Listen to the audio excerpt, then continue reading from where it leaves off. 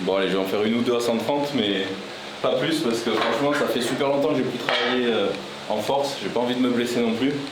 Donc après je redescendrai, mais là j'ai besoin d'un par heure.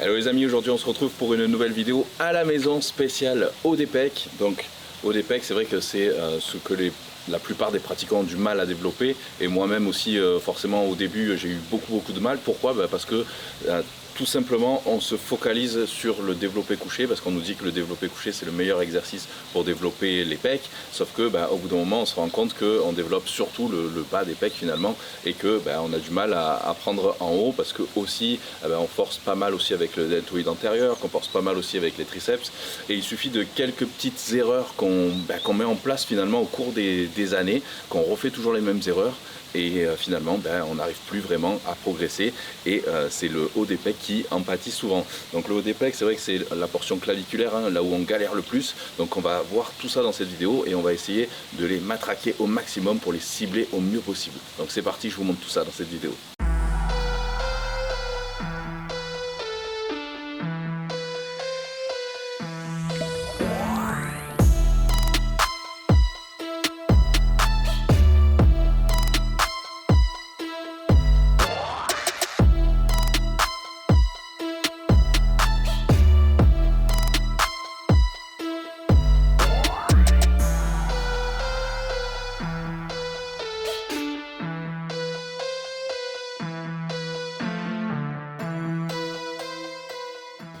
Allez, on commence à chauffer ici avec l'élastique comme ça.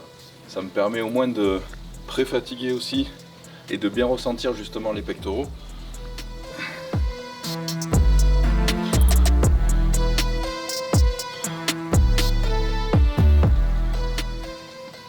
Et là, le fait de rapprocher ici aussi les mains, ici je pousse à fond, on le voit. Là, il faut que j'essaye de garder vraiment les épaules en arrière justement, de sortir la poitrine. Rien que ça, en fait, ça va nous permettre justement de penser comment contracter correctement les pectoraux, parce que c'est vraiment le gros problème quand on n'arrive pas à les sentir. C'est justement parce que on n'arrive pas à faire cette relation muscle-cerveau justement. L'élastique comme ça permet de nous y préparer, de chauffer et de pré-fatiguer.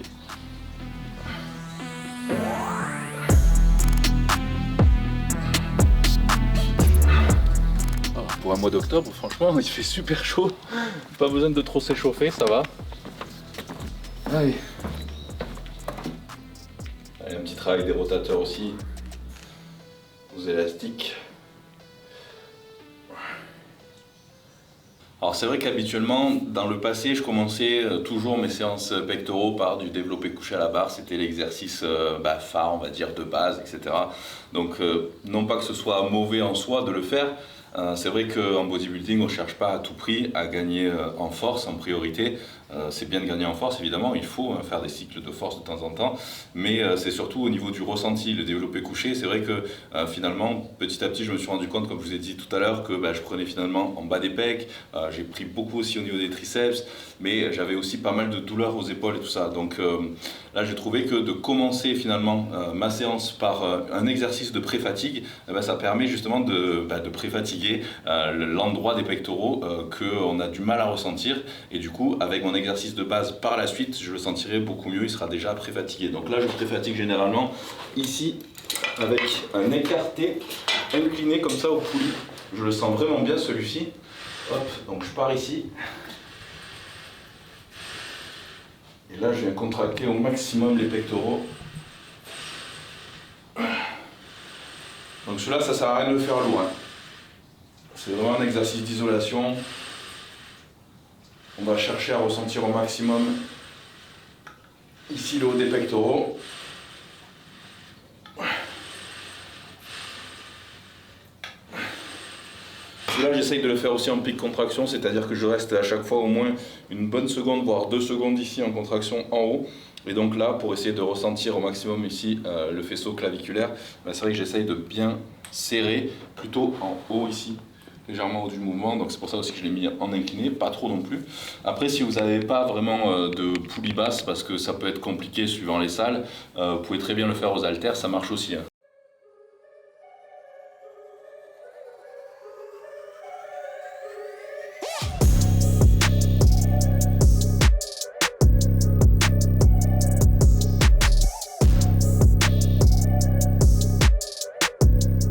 Donc là, l'inconvénient avec les haltères, c'est que en fin de mouvement, je ne vais pas pouvoir marquer la contraction pendant 2 secondes comme je peux le faire avec les poulies.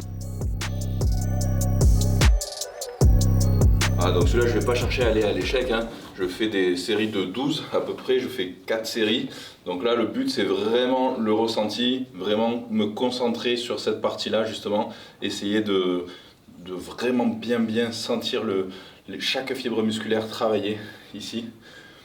Et donc là, vous devriez aussi le sentir rien qu'en faisant ça, ici comme ça, hop, la contraction. Là, n'hésitez pas ici à toucher, à ressentir le muscle travailler. Hop.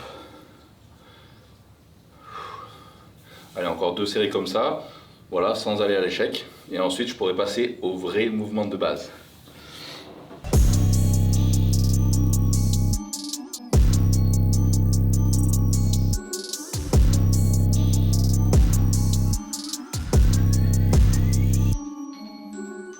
Allez, donc là c'est parti pour le vrai exercice de base, donc développer incliné ici à la barre.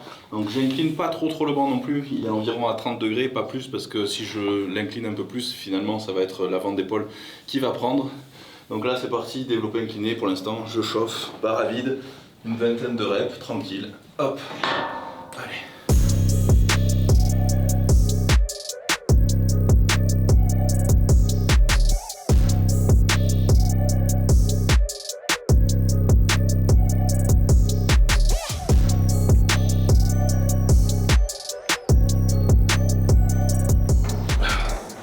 C'est toujours la chauffe.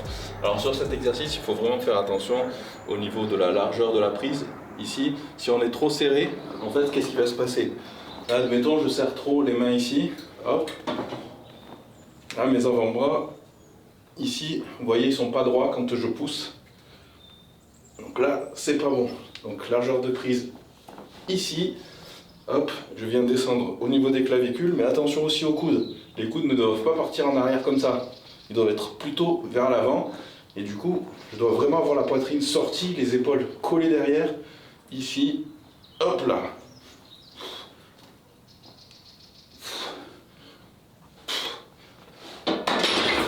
Donc là quand je descends, ici sur le côté, je dois avoir les coudes qui sont en dessous de la ligne d'épaule et pas garder les coudes dans la ligne d'épaule justement parce que là on va se faire mal aux épaules au bout d'un moment. Et en plus de ça, on ne va pas solliciter correctement justement les pectoraux. Donc là, les coudes plutôt ici, l'épaule tournée vers l'arrière, hop, et là on pousse en sortant la poitrine, hop. Et la petite astuce aussi, c'est qu'il faudrait essayer mentalement de faire comme si on voulait rapprocher ses mains ici l'une de l'autre, quand on pousse à chaque fois. Donc on est là, comme si on avait des haltères. Alors ça c'est plutôt mentalement, c'est dans la tête, hein. Mais là, au lieu de faire juste pousser, on essaye de faire comme si on voulait à la fois pousser et rapprocher, même si c'est pas possible en réalité. Avec le fait de le vouloir, on va mieux sentir ici la contraction. Allez, on va monter encore doucement, petit à petit. Donc là, comme c'est toujours que la chauffe, là je suis passé à 80 kg, je vais pas faire beaucoup de reps parce qu'il faut que j'en garde justement pour mes séries les plus lourdes. Donc là, je vais pas du tout à l'échec non plus, je vais en faire allez, 6-8, mais c'est tout.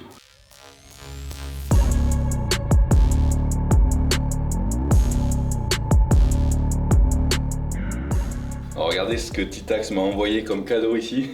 Ils m'ont fait une horloge Titax. Donc elle est vachement lourde quand même, je pense que ça fait au moins facile, allez, 10 kg ça.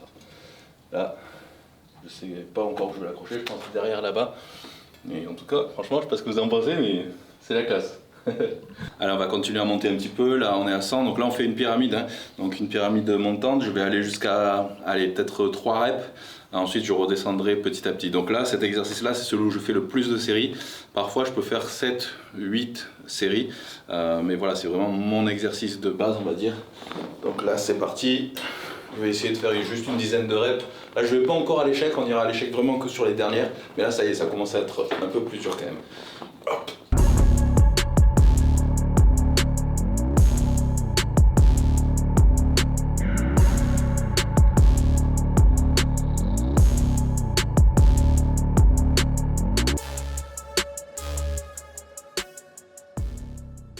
Allez, maintenant fini de rigoler, donc là on passe à 110. Donc là maintenant je vais aller un peu plus à l'échec.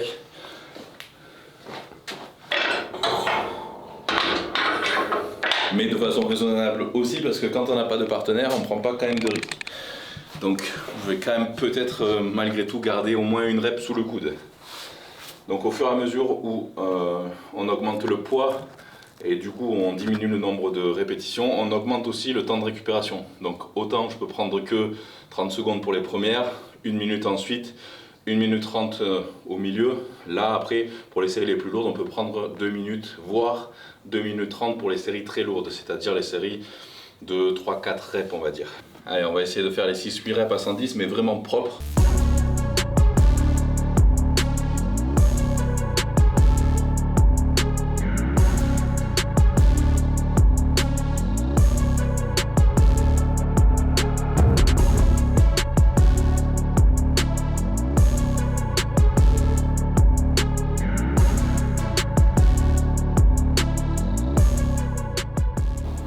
Ok, là je vais prendre au moins 2 minutes de repos, je vais augmenter à 120 et pour les 120 je vais essayer d'en faire 6.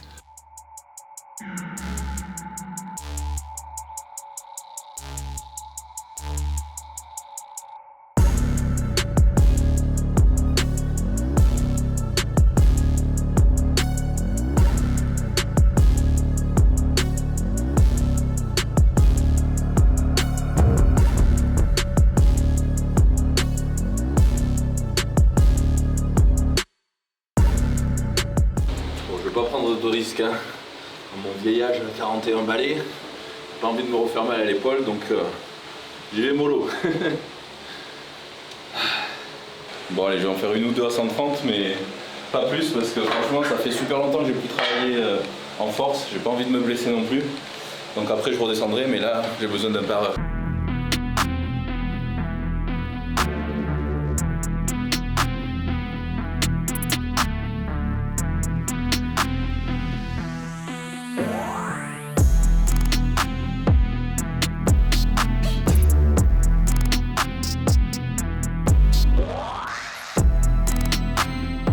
Bon, ça faisait vraiment très longtemps que je n'avais pas testé du coup 130. Je sais qu'au développé couché, je faisais au moins 4-5 reps à 150, mais voilà, c'est pas mon point fort du tout. Je travaille jamais du coup quasiment à la barre. Et bizarrement, je peux mettre beaucoup plus lourd aux haltères. Donc je sais qu'à Miami, j'utilisais les haltères de 130 pounds pour du développé incliné aux haltères en série de 6. Donc voilà, c'est quand on a l'habitude de travailler sur un mouvement en particulier, c'est vrai que dès qu'on change, bah, ça nous change complètement et voilà, du coup je suis pas du tout habitué. Donc là on redescend, donc c'est ma pyramide maintenant qui redescend. Donc là je vais faire donc une série de 10, donc c'est parti.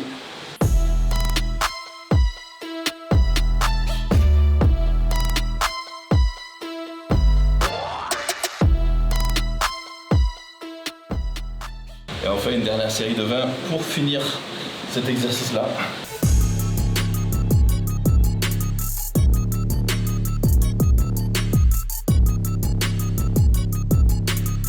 Allez hop, donc là j'installe les bras convergents ici. Tac. Ça c'est vraiment génial. Dans tous les axes. Je m'en sers pour tout. Donc celui-là ici, c'est l'équivalent d'une machine convergente pectoraux. Mais si vous n'avez pas de machine convergente pectoraux dans votre salle, vous pouvez le faire aux haltères. Ça s'apparente quand même malgré tout à un développé incliné aux haltères. Moi c'est vrai que je préfère le faire avec la machine ici. Bonne sensation.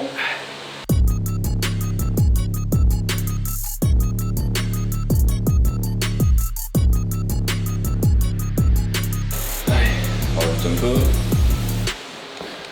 Donc c'est vrai que ça j'aime vraiment bien celui-là, parce qu'on sent vraiment quand même la contraction ici au niveau du haut des pectoraux en fin de mouvement. Et là le mouvement il est vraiment justement comme je disais tout à l'heure, les coudes sont vachement plus bas aussi et du coup ça fait ce genre de geste ici et là on sent vraiment la portion claviculaire qui se contracte quand on fait comme ça et qu'on revient de façon convergente.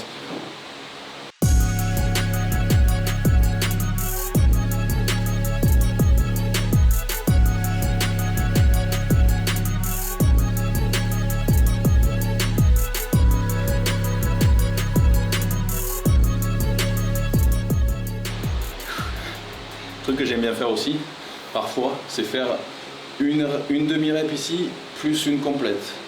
Une demi-rep, une complète. En fait, on garde du coup plus de temps sous tension. Donc la répétition en elle-même dure un peu plus longtemps. Je vais essayer de le faire sur celui-là.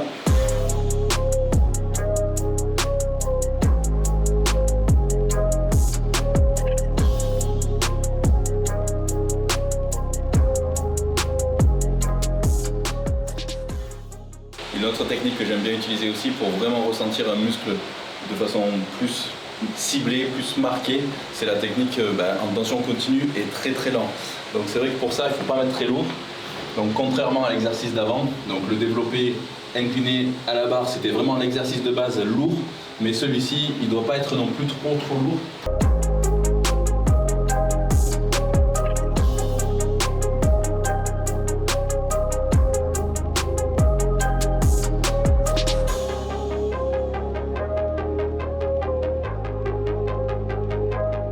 Alors le prochain ici, ça va être du butterfly. J'aime bien le faire debout ici. Je peux très bien le faire aussi assis, mais là debout j'aime bien. J'essaye de me mettre dans une position ici qui me permette vraiment de contracter à fond et de ressentir les pectoraux ici dans la partie supérieure aussi. Donc là, c'est vrai qu'au plus je vais me mettre debout, au plus ça va être la partie du coup médiane ou bas. Mais si je descends un petit peu et que je monte ici mes mains, c'est vrai que je décide un peu plus en haut.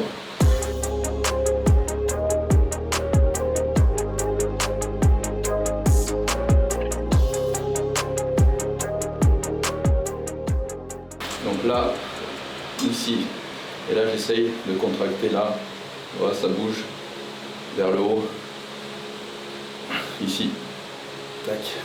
Parce que si je fais mon butterfly, donc en plus ou moins classique, en mettant les mains ici, là ça va être plutôt cette partie-là qui va être ciblée.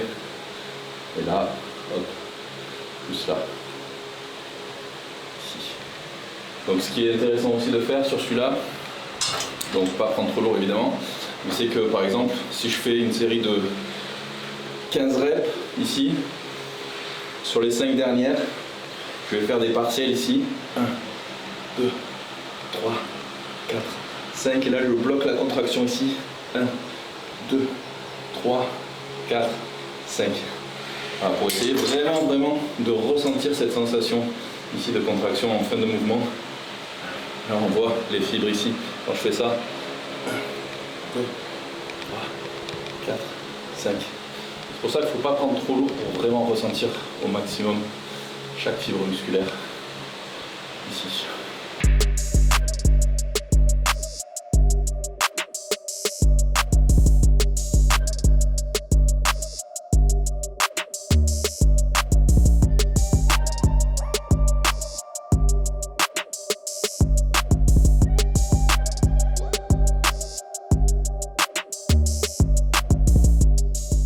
Et marquer aussi la contraction par un posing aussi comme ça.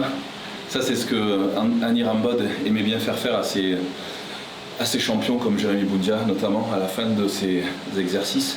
Ici, il faisait poser, serrer au maximum, comme ça pour garder la contraction. Ça, c'est la pose du plus musclé qu'on dit en bodybuilding.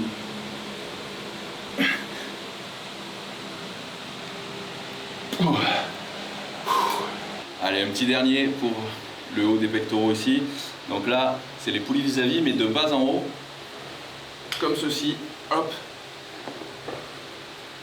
Et on serre au maximum là-haut.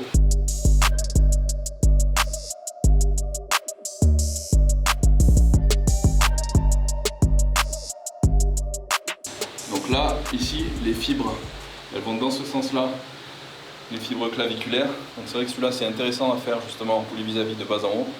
Seul problème, il faut essayer de ne pas trop solliciter le deltoïde ici antérieur, qui évidemment participe un petit peu légèrement. Donc c'est vrai que si on le fait avec des prises trop près, comme ceci, si je le fais comme ça, forcément je vais vraiment solliciter ici le deltoïde. Mais là elles sont vraiment assez écartées quand même, et j'essaye de garder justement les épaules vraiment en arrière, et là comme ça je sens vraiment ici le haut des pectoraux qui travaille. Donc là, hop, et j'essaye de tendre légèrement vers l'avant. Toujours je pense à ce que les paumes des mains soient orientées comme ça, l'une vers l'autre, ici pendant le mouvement.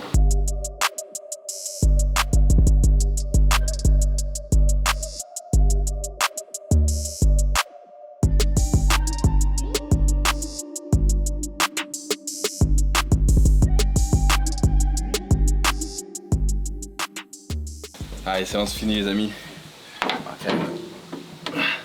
Bien congestionné. Donc là, après chaque séance, c'est 4 grammes de créatine. Alors pourquoi 4 grammes? Parce que j'en prends 5 grammes par jour, c'est la dose recommandée finalement. Et il y a déjà 1 gramme dans mon pré-workout Big Shot. Donc du coup, 4 grammes après l'entraînement, ça suffit. C'est 4 petites scoops quoi. Comme ça, tac. Voilà. Et ensuite 10 grammes de glutamine pour la récupération, notamment la réparation des tissus musculaires, c'est 2 scoops. Ça aide même aussi à l'immunité et même système digestif, donc c'est pour ça que c'est quand même super intéressant la vitamine. Hop là. Donc pas plus parce que de toute façon je vais manger dans l'heure qui suit aussi.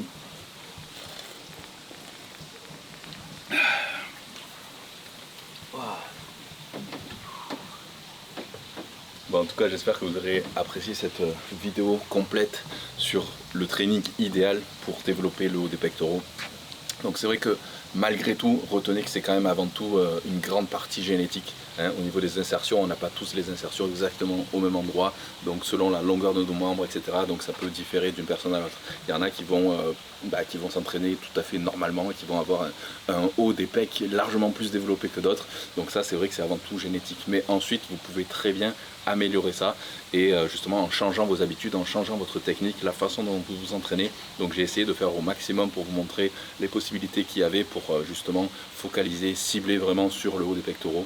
Donc essayez peut-être de mettre un petit peu de côté justement tout ce qui est développé couché à la barre qui sollicite énormément, surtout le bas des pectoraux finalement, et puis aussi beaucoup malgré tout quand même les triceps. Donc voilà, mais focalisez-vous avant tout sur la technique avant tout. Donc tournez bien vos épaules vers l'arrière, sortez bien la poitrine vers le haut, collez bien aussi vos omoplates, pas trop non plus, mais voilà, c'est avant tout une question de technique. Et puis la pré-fatigue aussi que je vous ai montré avant de faire votre exercice principal, c'est super important pour commencer justement à ressentir les muscles, les fibres qui travaillent au bon endroit. Ensuite intégrer toujours un exercice de base comme je l'ai fait, où vous pouvez faire une pyramide, donc montante puis descendante, en essayant de mettre quand même assez lourd sur ce mouvement là. Ensuite essayer d'intégrer d'autres mouvements plus lents justement pour ressentir encore mieux vos fibres musculaires. Enfin bref, voilà, essayez de mixer un petit peu tout ça. Donc si vous voulez aller plus loin, n'oubliez pas que j'ai sorti très récemment une formation, donc c'est encore plus qu'un programme, c'est le ProShreds Evolution, donc qui est fait vraiment sous forme de formation avec une vraie plateforme, etc. où je vous explique de A à Z vraiment comment faire pour sécher avec les plans de diète évidemment et tous les entraînements qui sont filmés vraiment de A à Z pour que vous ayez tout et que vous ayez aucune question finalement à vous poser parce que tout est là. Donc voilà, vous pouvez télécharger ça sur mon site juliencagliarini.com. Donc voilà les amis, en tout cas j'espère que vous aurez apprécié cette vidéo. N'oubliez pas de vous abonner à la chaîne pour ne pas louper les prochaines vidéos. Le pouce pour me soutenir aussi, soutenir la chaîne, commentez, partagez un maximum, ajoutez-moi aussi sur mes autres réseaux sociaux, sur Insta, sur TikTok, etc. Et on se retrouve très vite pour de nouvelles vidéos. Et en attendant, ne lâchez rien. Bye bye.